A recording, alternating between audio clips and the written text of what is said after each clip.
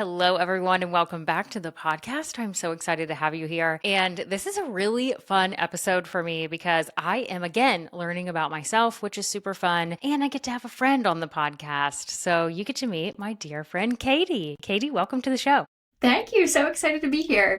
I am so excited for you to be here too. So, I'll give the quick rundown of the fact that you and I work in a group together. So, I am the accountability coach within a group that you are also a part of the leadership team with. And you have this really cool system that you were like, okay, Amanda, I need you to take this test and figure out what type you are. And it was so fun. And it's also been so fun to witness how you know so much about people because of this.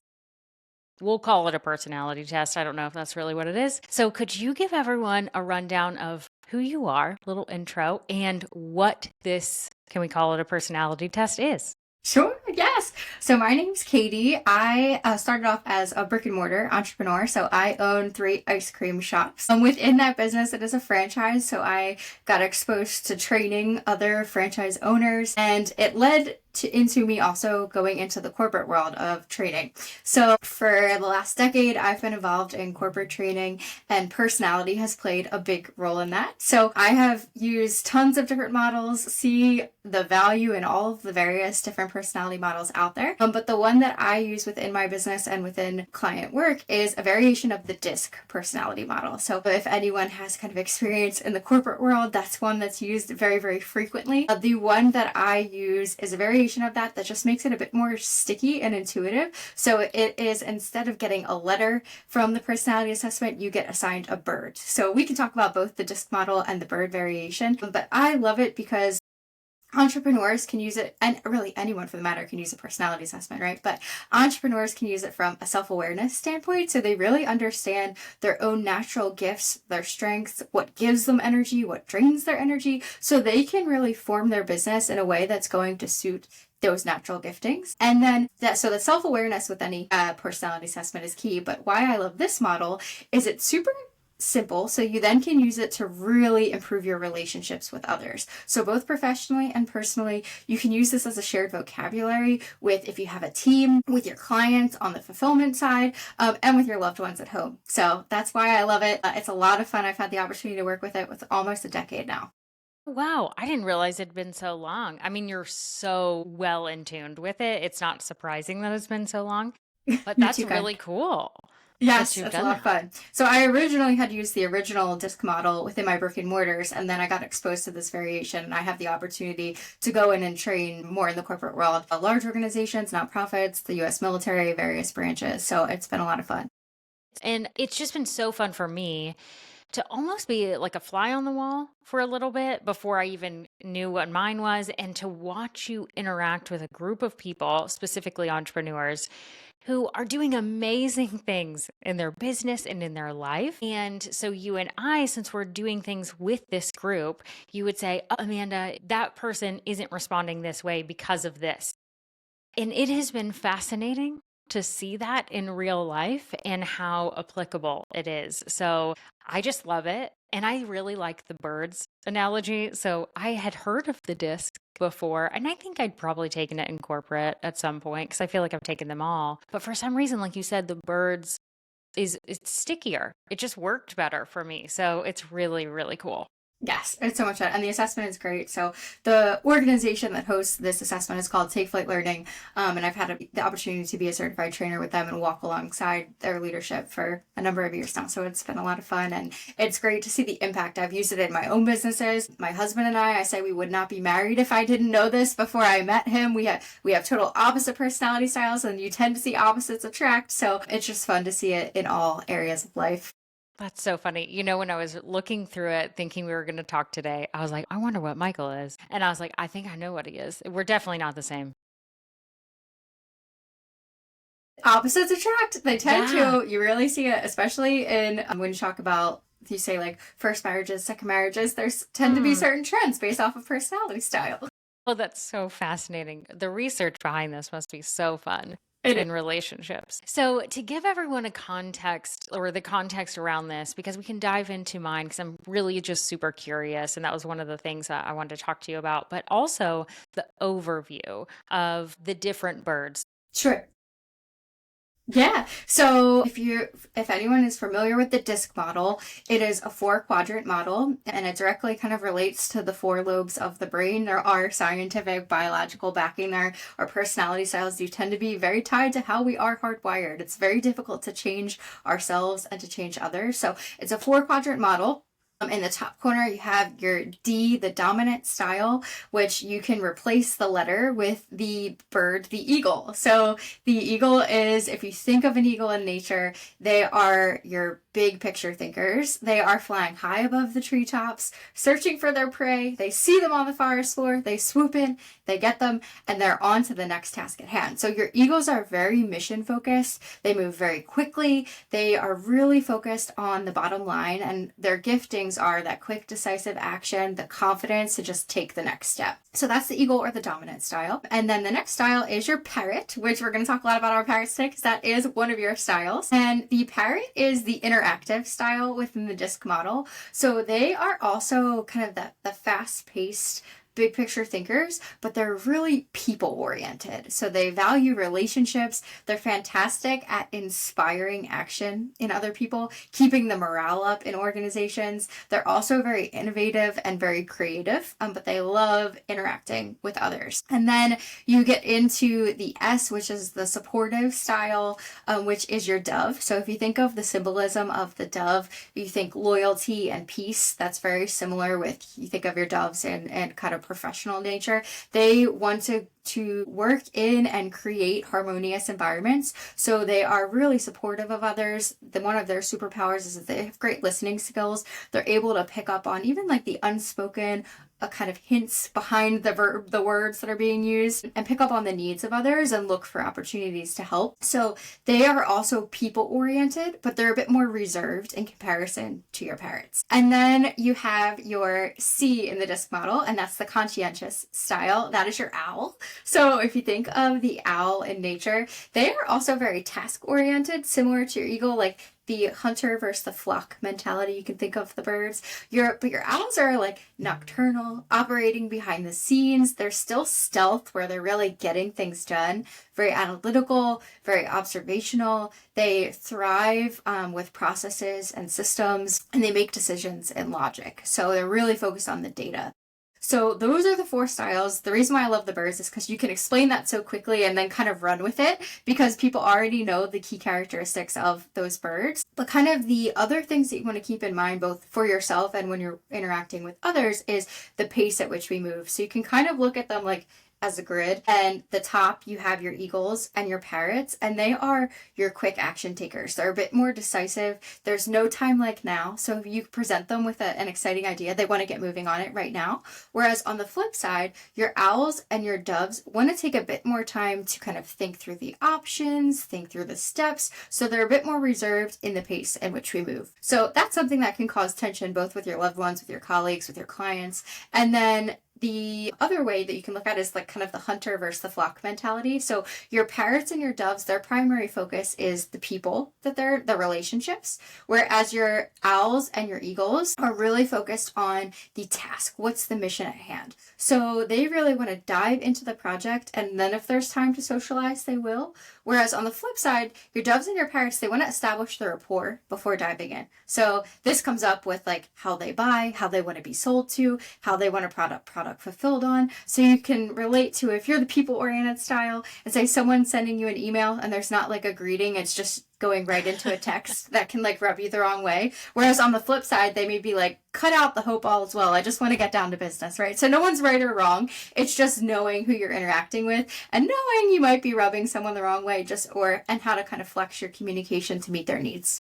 Oh my gosh, that is so helpful. And like a million things were flying in my brain at that time, of like those times in corporate when I made people mad with my emails, or those times when someone wanted more information about buying something and I didn't have it on the sales page, or someone that says, your sales page is too long. I don't want it all. It's so interesting to think about that. Thank you for It those really is. comparisons. Yeah, you can use it in your fulfillment. You can use it in your copy. So it's really interesting once you kind of get into all of the tangible applications of it. Yeah, it really, really is. And so just so interesting how And like now I'm laughing because you've told me so many times, like you knew exactly what I was before I even took the thing. And you're like, you've said this. And like when we got on the call today, before we hit record, I told you, oh, I already took action on that thing that you asked me about earlier today. I So, was not surprised. right. Like that probably makes you laugh all the time. Like that's so funny because it is like I couldn't help myself. It's a great quality. Like there's no time like now, especially the that style. The parrot, the eye, they have the excitement behind what they're doing, and it shows because you like to take the quick action on it. Right. But sometimes it probably bites me in the butt. And I don't say probably lightly. It does bite me in the butt because it's like, oh, I probably should have waited 10 minutes to do that thing or whatever. So it comes with goods and bads, I guess. They all do, right? All the styles have kind of their strengths, their superpowers, and then what can kind of hold them back or restrict them when they're in overuse or stressed out. Right. Oh, I'm excited. So we're going to kind of put a pin in something because I want to come back to how the different styles can help hold themselves accountable, find the accountability that they need, that sort of thing, and those roadblocks. So I want to come back to that.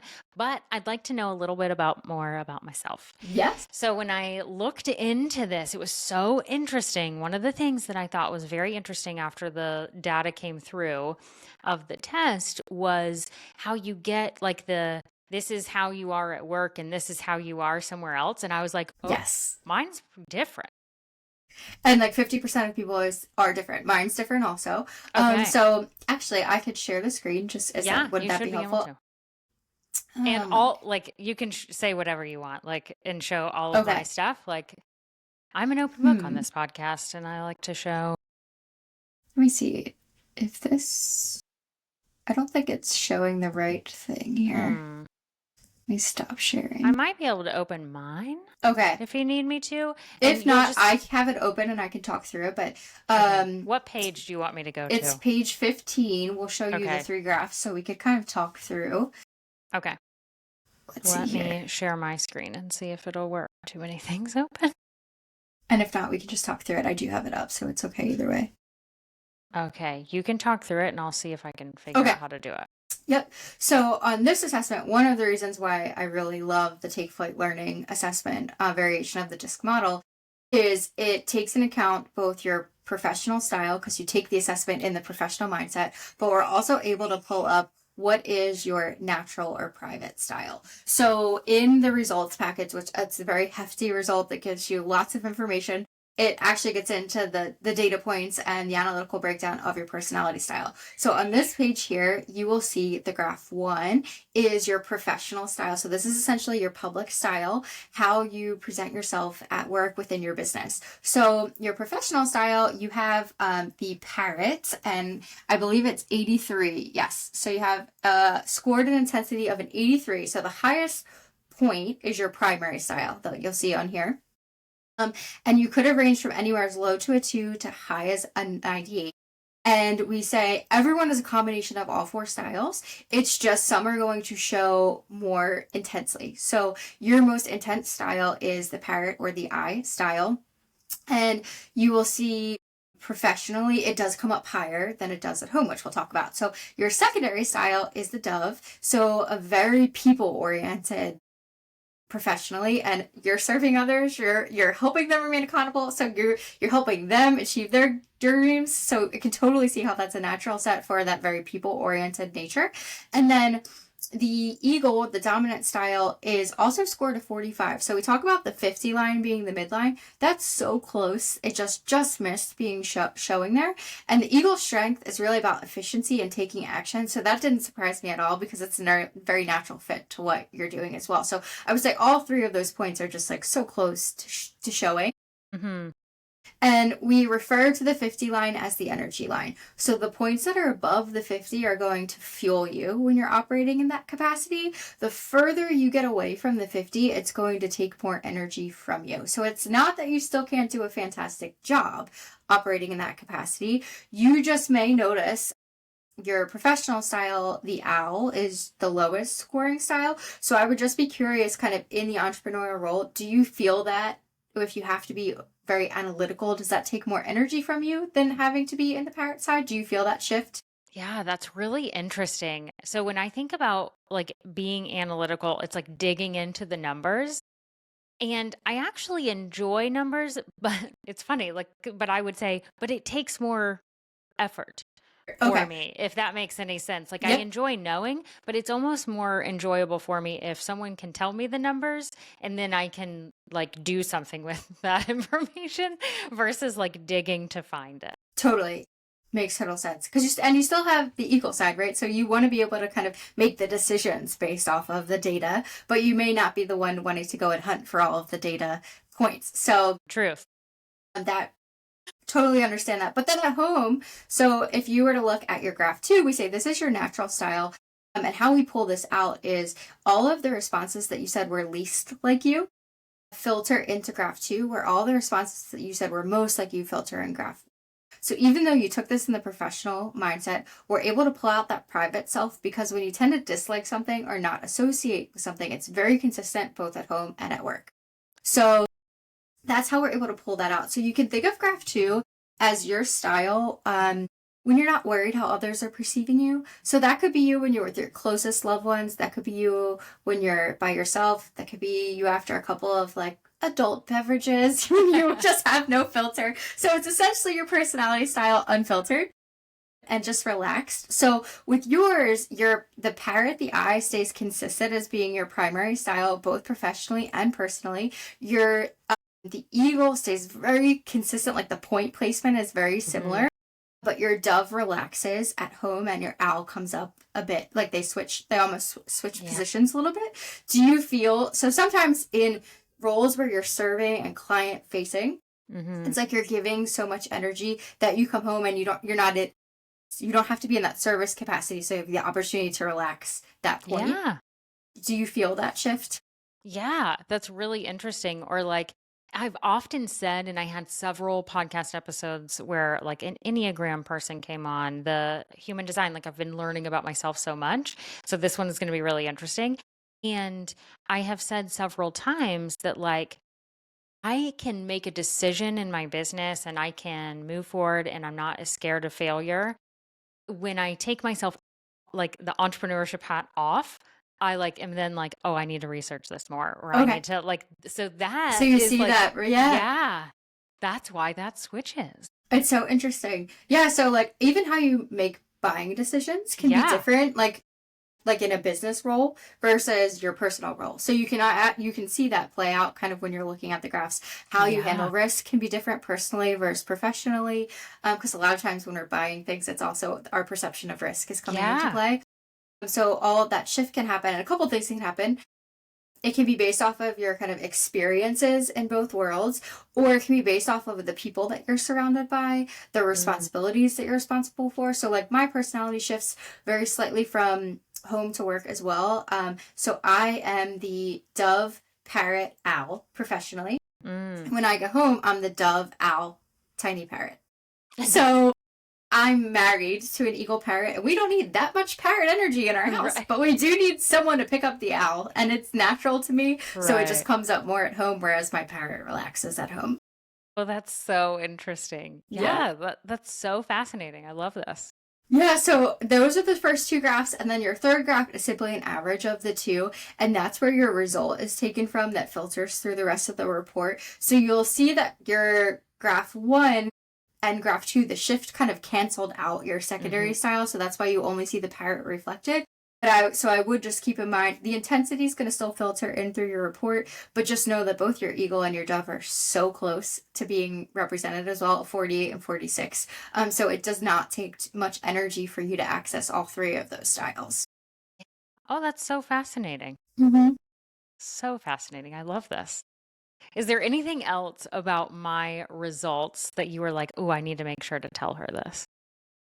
I feel like you've created like a business and a role that is a perfect fit for your personality style. So, sometimes you have people who kind of get into situations where they have to do a lot of work to make their business actually fit their personality style. And one of the things that I'm passionate about is really getting entrepreneurs into their sweet spot, so that they are kind of aware of what their natural gifting is, and then they can lean into that further in their business, where they're focusing on the tasks that really fuel them and they have a team involved or have automated, delegated the tasks that don't necessarily fuel them. You could find someone else that's better suited and actually going to serve them in a better way. So I think you have created a business that's perfect for your personality, which is just interesting to see. Yeah, that really is. And it's so interesting to think like when I was in the corporate world, like I was advancing and I was doing things. So I was definitely active in that like pursuit of climbing the corporate ladder. But once I stepped into entrepreneurship and I was able to experience working with other people and specifically coaching other people, I was like, whoa, this is what I was supposed to be doing. Like it was a very interesting shift. I didn't even know what I was missing until I experienced it. So I'm very grateful that it Yeah. worked out. That's awesome. Especially because you have the Parrot side of you is like, you can keep the morale up in your clients. You can keep them excited. You just have an infection, like it's a contagious energy that you have, but you also make them feel supported. But at the same time, you do have the eagle ability to kind of keep things momentum. So you can gently keep things moving forward. So it's like the perfect combination. Yeah, it really has worked out. Thank you for confirming that. I really appreciate it. Now I feel very much almost like permission giving that you didn't even give that you knew you were giving is like, I need to delegate someone feeding me the numbers. I don't need to hunt down the numbers anymore because I've always thought, well, I can do that. And that needs to not be on my plate. And like bringing a bookkeeper, I personally, that was something that I have the owl, so I do kind of enjoy the numbers, but I enjoy leading like interacting with my team more, and like the numbers was taking away from the team. So that was one of the last things that I delegated, but bringing a bookkeeper and fractional it's been life-changing. So yeah. All the permission if you need it. Yeah. It's like, I do not need to be in Google Analytics anymore. Someone else can give me a dashboard or something because I can do information with, like, once I have the information, I can make a decision to move forward. The digging for it is not fun. And the Parrot of me has a dashboard girl for you if you need it. Fabulous. Yes, I would like that information. Very soon. Thank you. Okay. So shifting a little bit less about me and more about everyone else, you know, this podcast is about accountability. I focus on accountability. When you think about someone either holding themselves accountable or finding the accountability that they need, I often talk about the 3 levels. So personal, peer, and paid. Personal, you can do it yourself. You don't really need too many reminders. You can use a calendar reminder, but you don't need another human. Peer is like finding that buddy. Paid is like, I know I need to pay and use my resources or else I won't do it, sort of a thing. When you think about those levels and different tasks, we all need them all at different times. Do you have thoughts around each type of person when it relates to accountability? Sure. I think 2 things in accountability. So a lot of times fear can be blocking us and our time management skills. And both of those can be there's direct correlations to our personality styles. So if you think of time management, your eagle is the dominant style. They're mission focused, right? So they're really great at saying like, this is what I need to achieve. This is the goal I need to achieve. And they know what they want to accomplish. And where help from an accountability standpoint can come in is making sure that they're moving the ball forward and that it's the right steps to move the ball forward. So sometimes when they get overwhelmed or just like life gets in the way and there's a lot on their plate, these smaller details can fall through the cracks and they might be missing crucial steps to actually keep momentum moving forward. So that's often like their time management kind of vice that they need to overcome. Whereas your parrots, they get really excited. So they are really excited about the goal that they want to achieve. And they have the kind of the momentum from that standpoint. But when it comes to a time management standpoint, they could work on the areas of the goal that they're really excited about. But then the areas that aren't as exciting that still need to get accomplished, like need to get done to accomplish the greater goal can fall through the cracks. So having a buddy or an accountability coach come in and identify those areas that might be falling through the cracks and get a strategy in place to keep it moving forward despite kind of maybe a lack of excitement, or find a way to make it exciting could be super helpful. Your doves, when it comes to time management, they have great intentions where they're like, I know this is what I need to get done, but they are the ones who want to help others. So they will say yes to other people's projects or client work, family work, and then their progress on the goal can get forward. So it's almost, I know as Dove, I can definitely benefit from paying for accountability coach to be like, did you actually put yourself on the calendar and did you actually follow through with that to get to your goal? And then our owls, They know what they need to do. They are fantastic in terms of laying out the time management plan, but analysis paralysis, when they're kind of overwhelmed, can be crippling to keep taking action forwards. They may feel like they need to continue educating themselves or collecting more research before taking the action step. So kind of helping them walk through that it can be great to involve a coach from that standpoint. Thank And you then, so much. yeah, That was really helpful. I like how you boiled it down to fear and time management. mm-hmm. That was really Yeah. interesting.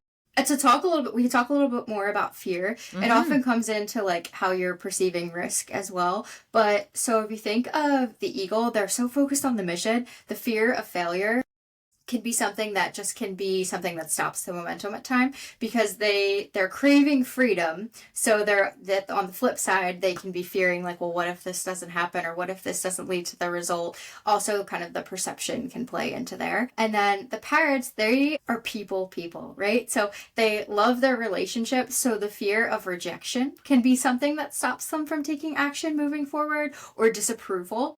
And then your doves really appreciate having routine. So the fear of sudden change. So sometimes it's even like, oh, if this is successful, what is that going to look like? Or if this isn't successful, what is that going to look like? So it can be confidence, and then also the kind of the change that's anticipated with the goal. So having strategies to work around that. And then the owl, they really want the quality of their work is so important. They want the accuracy, the precision. So the fear of not being right or not putting out a polished product can be something that stops their progress as well. Oh my gosh. Every client of mine is like, Amanda knows who I am. Because I was just like going through the Rolodex of like, because it's totally what it is. And that fear, gosh, I mean, time management, I think like you just said, it can get us all, because we all have some point of like, ugh, something got in the way. And because life always throws us curveballs. Totally. But the fear is sneaky. The fear is super sneaky. I feel like it's often just the mindset that you can even the fear could be what's affecting your time management skills at the same time, and you don't even know it. Right. And it's interesting because I have always thought it was very interesting. And I love when clients, like my clients are so open and honest with me, which I appreciate. And so many of them have told me about the fear of success, specifically women who I'm working with. And they'll say, I'm scared. Like when we really get down and deep with it, and they're like, I'm nervous that this is actually going to work, and I'm not going to have time for my kids. And when they get to that point of being honest in that point, I'm like, oh, well, we can work through that. Yes. Like we want the success to be there. We can work through that. The time piece, you can have time for your kids, but that acknowledgement of that fear is very interesting, which you said, the change.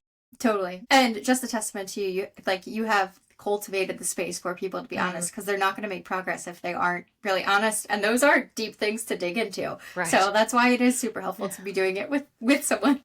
Right. And just a caveat, I feel like I always have to say this on a podcast because my clients know it, but I am not a therapist. I say coaches look forward and therapists look back. We recognize things, and most of my clients do have a therapist at the same time or have worked with a therapist. So I try really hard, but that coach therapist line is very interesting, but just so everyone is very aware that my scope of work does not include childhood trauma. But it's really interesting how that happens. And thank you for that kudos of saying that I cultivate that space, because it's true. If we're not honest about those feelings of whether it's success or failure, or like for me, I mean, I definitely think like, is someone going to think I'm stupid for doing this? Because that self-perception or other people's perception of myself, right or wrong, I think about it.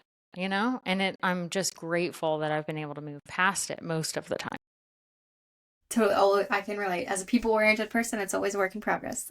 Right. I mean, we all have our things. We all have those things that can get in our way. And I just love so much about this. And so thank you for coming on and sharing all of this. So if someone is like, I want to know what I am, I forgot to ask you this before we hit record. So I hope this is okay. Can someone take this test? They can. Okay. If you want, I can feel free to give you my email. Okay. And if they want to shoot me an email, I can get them the assessment for purchase. And I'm happy to do a little debrief with anyone who takes, any listeners that take it. So if they just want to reach out directly, I can definitely facilitate that. Perfect. That is so exciting. And I just love it. We'll make sure that the link to your website and, whatever is there, right? Like we were laughing before of like, whoa, you may have something. Katie is very busy.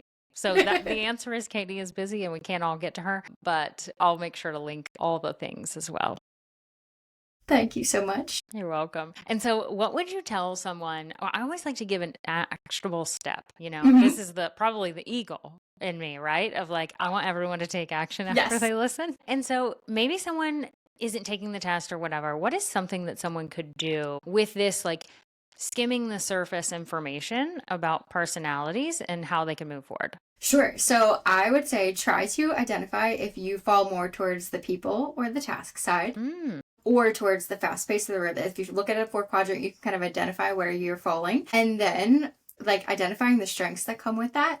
And really, if you start like analyzing your day, what is draining your energy and what is fueling your energy? And how can you lean into what is fueling your energy just a little bit more? And how can you start to think about automating or delegating, bringing someone else into the areas that are draining your energy? That way you can spend more time really in what's filling you up. Because when you're filled up, that's going to spill over to your clients, to your loved ones, all those areas of the business. So how do you get into that sweet spot that really naturally aligns with your personality and its strengths? Such good information. And as you were just talking about that, I just had another moment where you were like, automating and delegating things. And I just thought of this is so interesting how I've never thought about it. But the one thing that drives me up the wall all the time, and I finally was like, we've got to find another resource for this. It's not actually the cooking, even though that's not my favorite thing. It's figuring out what to eat. It's like the planning of it. Yes. That's the owl part. Can ChatGPT help you with that? Yes. My gosh, like I've said for so many years, I'm like, I just need someone to make decisions and put it in the fridge that just says, Amanda, eat this for breakfast. Exactly. My husband's the same way. That's his eagle. That is like, I don't wanna do so funny. That is so funny. So thank you. It's Yes. leaning into all the ways. Like I Yep. need to delegate At home all- and at work. It works the Right. same way. So like at home, what's sucking your energy and how can you work around it? Right. So wonderful. Katie, thank you so much for being here Thank today. you so much.